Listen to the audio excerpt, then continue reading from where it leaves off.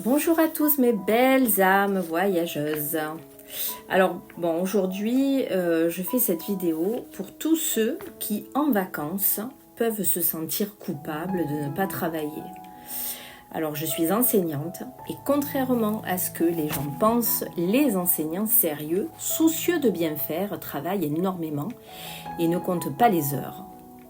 Alors pour ceux qui ont une vie de famille, des enfants, le travail les poursuit à la maison. Et lorsqu'on veut tout concilier et ne rien manquer de la vie de nos chers bambins, certains, comme c'était le cas pour moi quand mes enfants étaient petits, doivent travailler après les repas et sacrifier des moments avec leur chérie pour corriger, préparer des cours et bien d'autres tâches. Mais voilà, à force de tirer sur la corde finit par rompre. On est sur les nerfs, nos émotions prennent le dessus sur notre rationalité et on finit par craquer. Alors on se remet en question, on est alors obligé de revoir ses habitudes de travail. Et ce que je vous raconte là concerne tous les gens soucieux de bien faire leur travail et désireux de mener à bien, tels des guerriers, leur vie professionnelle, leur vie de famille. Alors vous vous reconnaîtrez certainement. Vous êtes à tel point pris par votre travail que lorsque vous ne travaillez pas, vous vous retrouvez avec vous-même et cela vous déstabilise. Il vous faut du temps pour prendre un nouveau rythme. Vous ressentez un certain vide, n'ayons pas peur de le dire. Alors si c'est le cas, que vous allez jusqu'à ressentir de la culpabilité lorsque vous faites des choses pour vous, votre famille, vos amis, eh bien il est grand temps de vous remettre en question.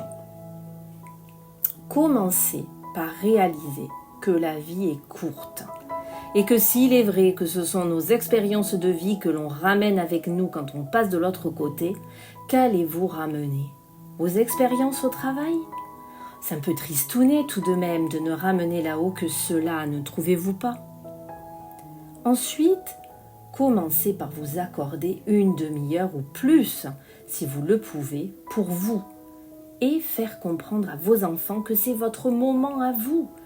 Isolez-vous pour méditer, faites votre gym, votre yoga, prenez un cours de danse, faites du tennis, lisez si c'est votre truc, enfin faites quelque chose qui vous fait plaisir. Instaurez ce moment 1 à 2 fois par semaine pour commencer. Et nom de Dieu, autorisez-vous à vous faire plaisir. Arrêtez de vous sentir coupable. Vous ne tiendrez pas longtemps comme ça. Vous verrez que vous prendrez goût à vous octroyer ces moments de détente et qu'au fur et à mesure, ces moments se multiplieront dans votre vie. Et vous vous aimerez encore plus et serez encore plus agréable avec tout le monde autour de vous. Je sais que le plus dur est de commencer et de s'autoriser à être bien sans que la société exerce une pression sur vous. Beaucoup d'entre nous sommes issus de milieux où le travail occupe une place centrale et où il faut mettre de côté ses émotions, ses frustrations. Je ne dis pas qu'il faille négliger son travail, loin de moi cette idée. Ce que je dis, c'est qu'il est essentiel de trouver un équilibre entre son activité professionnelle et des activités de bien-être divertissantes.